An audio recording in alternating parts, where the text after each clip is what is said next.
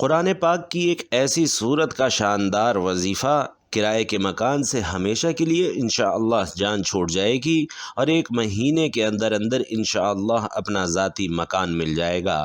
شروع اللہ کے نام سے جو بڑا مہربان نہایت رحم کرنے والا ہے۔ ناظرین محترم، حدیث قدسی ہے کہ اللہ سبحانہ و تعالی ارشاد فرماتا ہے، میں اپنے بندوں سے وہی سلوک کرتا ہوں جیسا وہ میرے متعلق گمان کرتے ہیں۔ جب وہ میرا ذکر کرتا ہے تو اسے میری معیت حاصل ہوتی ہے۔ اگر وہ میرا ذکر اپنے دل میں کرے تو میں بھی اسے اسی طرح یاد کرتا ہوں، اور اگر وہ میرا ذکر کسی مجلس میں کرے تو میں اس کا ذکر اس سے بہتر مجلس یعنی فرشتوں کی جماعت میں کرتا ہوں۔ اگر وہ ایک بالشت میرے قریب آئے تو میں ایک ہاتھ اس کے قریب ہوتا ہوں، اگر وہ ایک ہاتھ میرے قریب آئے تو میں 2 ہاتھ اس کے قریب ہوتا ہوں، اگر وہ چل کر میری بارگاہ اقدس میں حاضر ہو تو میری رحمت دوڑ کر اس کی جانب متوجہ ہوتی ہے۔ ناظرین، حضرت علی رضی اللہ تعالی عنہ فرماتے ہیں کہ میں نے رسول علیہ الصلاۃ والسلام کے اصحاب کو دیکھا ہے، لیکن آج کوئی بھی ان کی مثل نظر نہیں آتا۔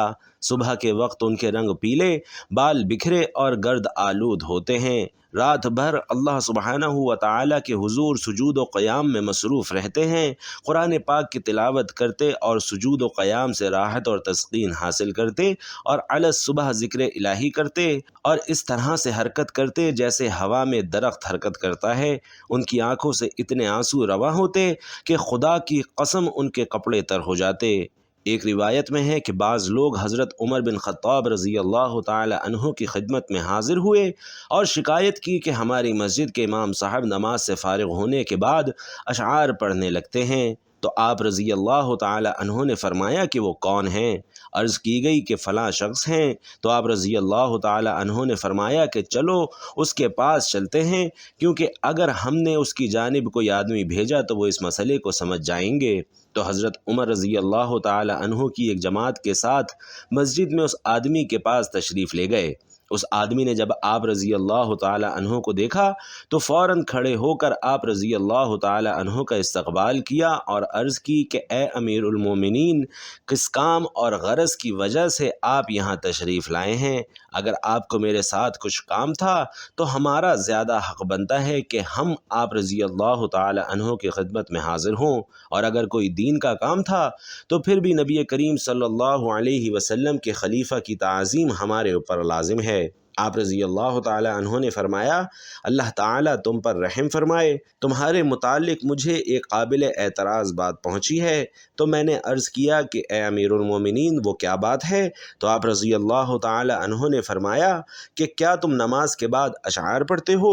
اس نے عرض کی، نہیں یا امیر المومنین، یہ تو نصیحت ہے جو میں اپنے نفس کو کرتا ہوں۔ آپ رضی اللہ تعالی عنہ نے فرمایا کہ ان اشعار کو پڑھو، اگر تو اچھا کلام ہوا تو میں بھی تمہارے ساتھ پڑھوں گا، لیکن اگر قبیح ہوا تو میں تمہیں روک دوں گا۔ اس نے اشعار پڑھے، میں اپنے دل کو جب بھی ہجر کے بارے میں جھڑکتا ہوں تو مجھے تنگ کرتا ہے، میں دیکھتا ہوں کہ وہ ہر وقت اپنی سرکشی میں غافل ہے، حتیٰ کہ اس نے مجھے پریشان کر دیا۔ اے برے ساتھی، یہ کیا بچنا ہے کہ اس طرح سے عمر کھیل کود میں ضائع ہو گئی، جوانی مجھ سے جدا ہو گئی اور کوچ کر گئی، قبل اس کے کہ میں اس سے کوئی حاجت پوری کر لیتا۔ اس کے بعد اب مجھے فنا کی امید ہے، بڑھاپے نے میرے مطلوب و مقصود کو مشکل کر دیا ہے۔ ہلاکت ہو میرے نفس کی کہ میں نے اسے کبھی نیکی کے کام میں اور نہ ہی ادب کے کام میں دیکھا ہے۔ اے نفس، نہ تو رہے اور نہ تیری خواہشات رہیں، اپنے مولا کا خیال رکھ، اس سے خوف کھا، اسی سے ڈر۔ ناظرین، یہ اشعار سن کر حضرت عمر فاروق رضی اللہ تعالی عنہ بھی یہ اشعار پڑھنے لگے اور فرمایا کہ جو شعر پڑھنا چاہے تو اسی قسم کے اشعار پڑھے۔ فرماتے ہیں کہ میں نے نبی کریم صلی اللہ علیہ وسلم کی خدمت اقدس میں حاضر ہوا اور عرض کی کہ یا رسول اللہ صلی اللہ علیہ وسلم، آپ کس بات پر میری بیعت لیتے ہیں؟ رسول خدا صلی اللہ علیہ وسلم نے ہاتھ پھیلایا اور فرمایا، تو گواہی دے کہ اللہ کے سوا کوئی معبود برحق نہیں، اس کا کوئی شریک نہیں، اور محمد صلی اللہ علیہ وسلم اس کے بندے اور رسول ہیں، اور 5 نمازوں کو ان کے صحیح اوقات میں پڑھنے، زکوٰۃ زکوٰۃ مفروضے کو ادا کرنے، رمضان کے روزے رکھنے، حج بیت اللہ کرنے اور اللہ کی راہ میں جہاد کرنے کی بیعت لے۔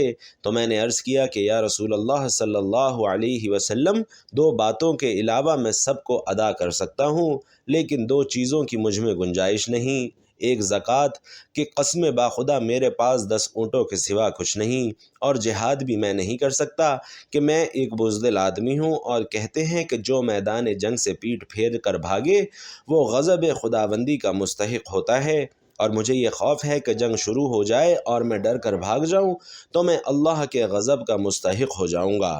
نبی کریم صلی اللہ علیہ وسلم نے میرا ہاتھ پکڑا اور حرکت دی اور فرمایا کہ اے بشیر، صدقہ اور جہاد نہ کر تو پھر جنت میں کیسے داخل ہوگے؟ میں نے عرض کی کہ ہاتھ بڑھائیے، میں بیعت کرتا ہوں۔ آپ نے ہاتھ بڑھایا تو میں نے آپ کے دست اقدس پر ان تمام چیزوں کی بیعت کر لی۔ حضرت جریر ابن عبداللہ رضی اللہ تعالی عنہ روایت کرتے ہیں کہ میں نے عرض کیا یا رسول اللہ صلی اللہ علیہ وسلم، مجھے بیعت کیجیے۔ آپ صلی اللہ علیہ وسلم نے فرمایا میں تجھے اس شرط پر بیعت کرتا ہوں کہ تو اللہ وحدہ لا شریک کی عبادت کرے، نماز قائم کرے، زکوٰۃ ادا کرے، مسلمانوں کو نصیحت کرے اور شرک سے برت کا اظہار کرے۔ حضرت عبداللہ بن عمر رضی اللہ تعالی عنہ سے روایت ہے کہ ہم جب بھی سماع اور اطاعت پر بیعت کرتے تو نبی کریم صلی اللہ علیہ وسلم ہمیں ارشاد فرماتے کہ میں ان چیزوں پر تم سے بیعت لیتا ہوں جن چیزوں کی تم طاقت رکھتے ہو۔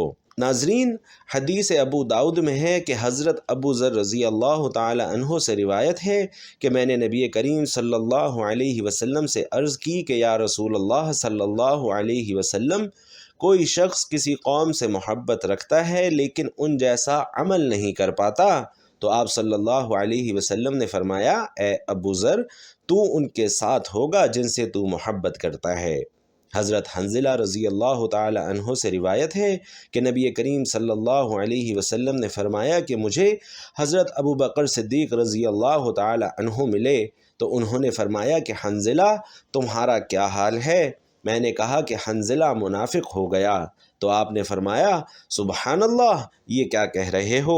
میں نے کہا کہ جب ہم رسول اللہ صلی اللہ علیہ وسلم کی خدمت میں حاضر ہوتے ہیں تو وہ جب جنت اور دوزخ کا ذکر کرتے ہیں تو ایسا لگتا ہے کہ ہم انہی آنکھوں سے دیکھ رہے ہیں، اور جب آپ صلی اللہ علیہ وسلم کی بارگاہ اقدس سے نکل کر اپنے گھروں کو جاتے ہیں اور اپنے اہل و عیال اور مال و جائیداد میں مصروف ہو جاتے ہیں تو یہ سب کچھ بھول جاتے ہیں۔ حضرت ابو بکر صدیق رضی اللہ تعالی عنہ نے فرمایا کہ اللہ کی قسم ہماری بھی یہی حالت ہے۔ حضرت حنظلہ رضی اللہ تعالی عنہ فرماتے ہیں کہ میں اور ابو بکر صدیق رضی اللہ تعالی عنہ وہاں سے چلے اور نبی رحمت صلی اللہ علیہ وسلم کی بارگاہ میں حاضر ہو گئے۔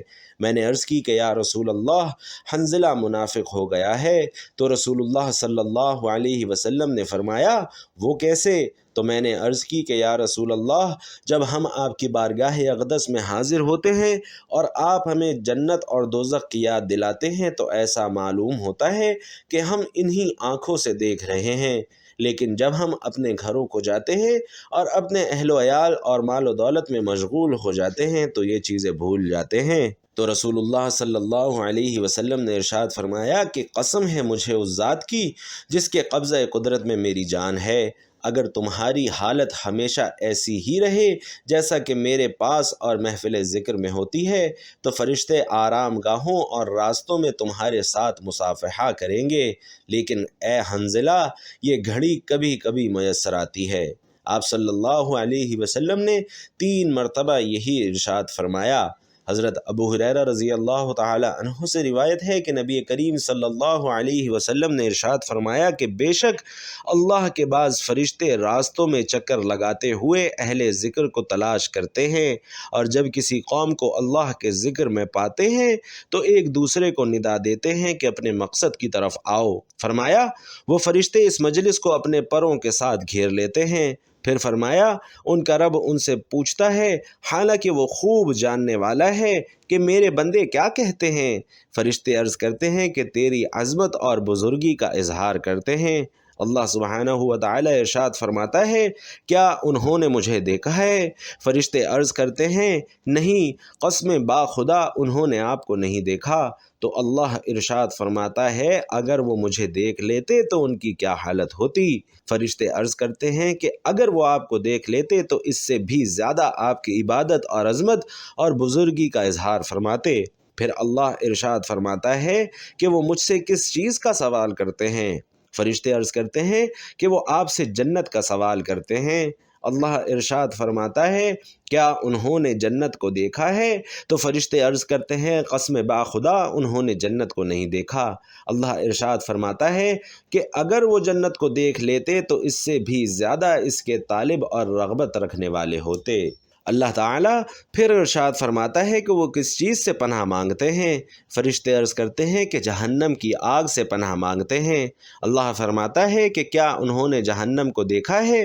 تو فرشتے عرض کرتے ہیں کہ نہیں باخدا انہوں نے جہنم کو نہیں دیکھا۔ تو اللہ ارشاد فرماتا ہے کہ اگر وہ دیکھ لیتے تو ان کی کیا حالت ہوتی؟ فرشتے عرض کرتے ہیں کہ اے اللہ اگر وہ اسے دیکھ لیتے تو اس سے بھی زیادہ اس سے بھاگتے اور خوف زدہ ہوتے۔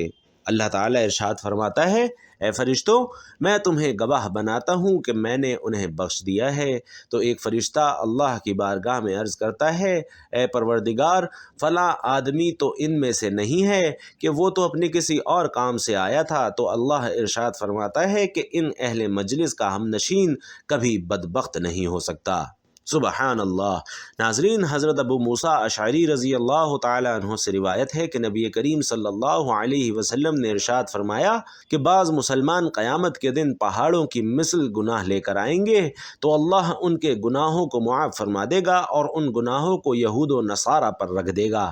حضرت عبداللہ ابن عمر رضی اللہ تعالیٰ عنہ سے روایت ہے کہ میں نے نبی کریم صلی اللہ علیہ وسلم کو یہ فرماتے ہوئے سنا ہے کہ قیامت کے دن اللہ اپنے ایک بندے کو انتہائی ذیب کرے گا اور اس سے اس کے گناہوں کا اقرار کروائے گا اور اسے کہے گا کہ کیا تم اپنے فلاں فلاں گناہ جانتے ہو؟ تو بندہ کہے گا جی یا رب العالمین۔ اللہ تعالیٰ فرمائے گا کہ میں نے دنیا میں تیرے گناہوں کی پردہ پوشی کی اور آج تیرے ان گناہوں کو معاف کرتا ہوں، اور پھر اس کو نیکیوں کا نامہ اعمال جاری کر دیا جائے گا۔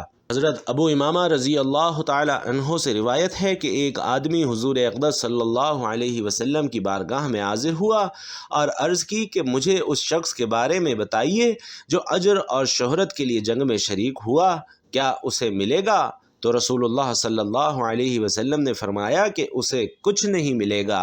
اس آدمی نے 3 بار اس بات کا اعادہ کیا تو آپ صلی اللہ علیہ وسلم نے فرمایا کہ اسے کچھ نہیں ملے گا، کیونکہ اللہ تعالیٰ اس عمل کو قبول کرتا ہے جو خالص اس کے لیے ہو اور جس سے اس کی رضا مقصود ہو۔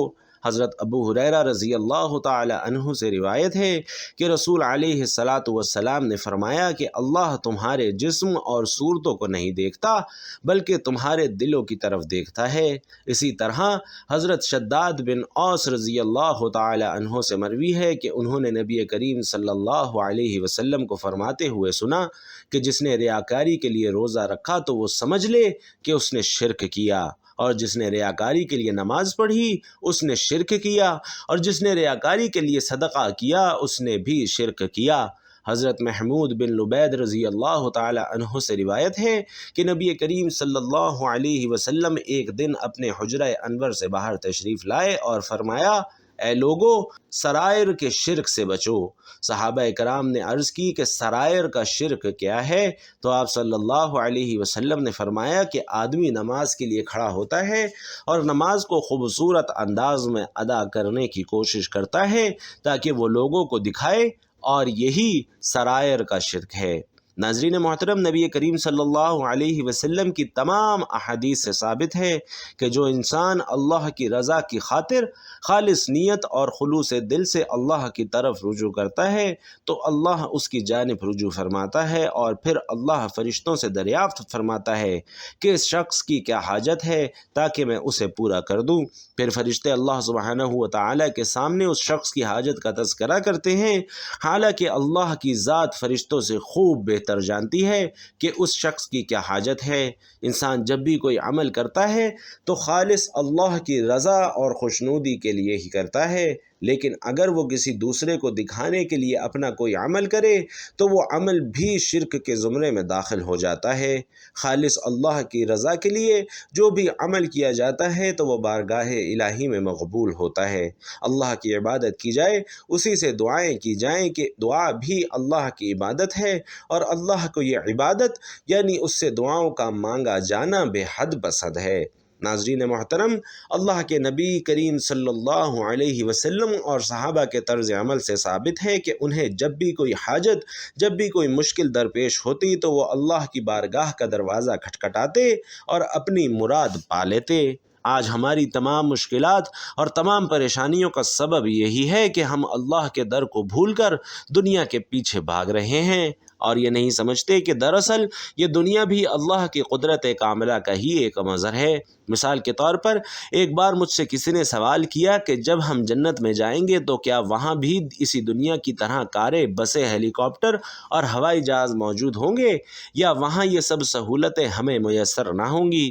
تو میں نے عرض کیا کہ میں آپ سے ایک سوال پوچھوں گا اور میرے سوال کے جواب میں ہی آپ کے سوال کا جواب شامل ہے۔ میں نے ان سے عرض کیا کہ بتائیے کہ کیا یہ ہوائی جہاز، بحری جہاز، زمین کی کھدائی کرنے والی بڑی بڑی مشینری، بڑے بڑے کارخانے اور بڑی سے بڑی سائنسی ایجادات اللہ کی قدرت سے ہی وجود میں آئی ہیں یا اللہ کی قدرت سے باہر ہیں؟ تو انہوں نے جواب دیا کہ بے شک یہ سب اللہ کی قدرت کاملہ سے ہی وجود میں آئی ہیں۔ تو میں نے عرض کیا کہ بے شک یہ تمام سائنسی ایجادات اللہ ہی کے فضل و کرم اور اس کی عطا کی گئی تعلیم سے ہی وجود میں آئی ہیں، اور اللہ نے قرآن میں یہ بھی فرمایا ہے کہ جنت میں جنتی لوگوں کے لیے ایسی ایسی چیزیں ہوں گی جو نہ کبھی کسی کان نے سنی، نہ کبھی کسی آنکھ نے دیکھی، اور نہ ہی کسی دل میں ان کا گمان بھی پیدا ہوا۔ بس ثابت ہوا کہ جنت میں اس جیسی سائنسی ایجادات ہی نہیں بلکہ اس سے بھی بہت عظیم اور عالی مرتبہ سائنسی ایجادات ہوں گی کہ جن کا گمان بھی کسی دماغ میں نہ گزرا ہوگا۔ ناظرین محترم، بحیثیت مسلمان ہماری جو بھی ضرورت اور حاجت ہو اسے اللہ کے سامنے ضرور پیش کریں، اور اپنی اس دنیاوی زندگی کو بھی پرسکون اور پرآسائش بنائیں، اور اخروی زندگی کے لیے بھی ہمیں پوری اور مکمل تیاری کرنی چاہیے۔ بھائیوں اور بہنوں، آج کا یہ عمل میرے ایسے بھائیوں اور ایسی بہنوں کے لیے ہے جو مدتوں سے کرایوں کے مکان میں زندگی گزارنے پر مجبور ہیں، اور جنہیں اپنے ذاتی گھر کی اشد ضرورت ہے، ان کی اشد خواہش ہے، جو یہ خواہش رکھتے ہیں کہ دن سے رات نہ ہو اور رات سے دن نہ ہو اور انہیں اپنا ذاتی مکان عطا ہو جائے۔ تو جو لوگ کرائے کے مکانوں میں کرائے دے دے کر تھک چکے ہوں اور جو چاہتے ہوں کہ اللہ جلد سے جلد انہیں ان کا ذاتی مکان عطا فرمائے، اور آج کا یہ وظیفہ ان لوگوں کے لیے بھی ہے جو عرصہ دراز سے کرائے کے مکان میں رہتے تھے، اب اپنے ذاتی مکان کی امید بھی کھو چکے ہیں، تو انہیں بتا دیں کہ آج کا وظیفہ انشاءاللہ اس قدر پر اثر اور پر تاثیر ہے کہ جو شخص بھی قرآن پاک کی یہ صورت بتائے گئے طریقے کے مطابق پڑھ لے گا تو انشاءاللہ اس کی اپنے ذاتی مکان کی مراد فوری پوری ہو جائے گی۔ ناظرین، یہ شیخ الوظائف کا بتایا ہوا وظیفہ ہے، 1 سے 2 ماہ کے اندر اندر انشاءاللہ وہ اپنے ذاتی مکان میں پہنچ جائے گا۔ ناظرین کرام، قرآن پاک کی ایک سورت سورۃ الاخلاص ہے جس کا درجہ اور فضیلت بہت بلند اور برتر ہے۔ یہ سورہ مبارکہ انسان کی بڑی سے بڑی حاجات پوری کرنے کی طاقت رکھتی ہے۔ ہمارے ایک محترم بھائی جنہوں نے سورۃ الاخلاص کا عمل کیا اور اپنا ذاتی مکان حاصل کیا، آئیے انہی کی زبانی عمل جانتے ہیں۔ پیارے بھائیوں، آج میں آپ کو اپنے ذاتی مکان کے لیے ایک وظیفہ بتاتا ہوں۔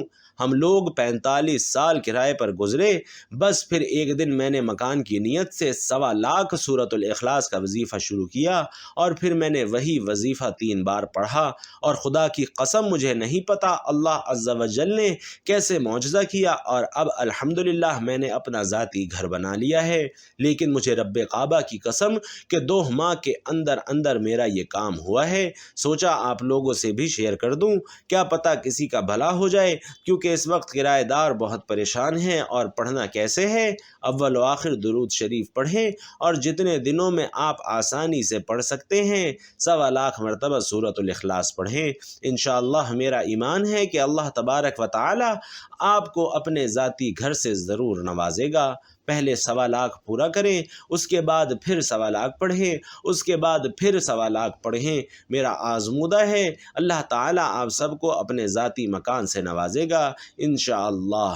اللہ تبارک و تعالی سے دعا ہے کہ نیکی کی بات کو سننے سمجھنے اور اس پر عمل کرنے کی طاقت اور توفیق ہم سب کو مرحمت فرمائے۔ میرا سنانا اور آپ کا سننا اپنی بارگاہ میں قبول و منظور فرمائے، آمین یا رب العالمین۔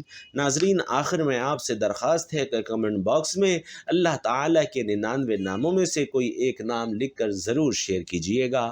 اللہ تعالیٰ ہم سب کا حامی و ناصر ہو، آمین۔ السلام علیکم ورحمۃ اللہ۔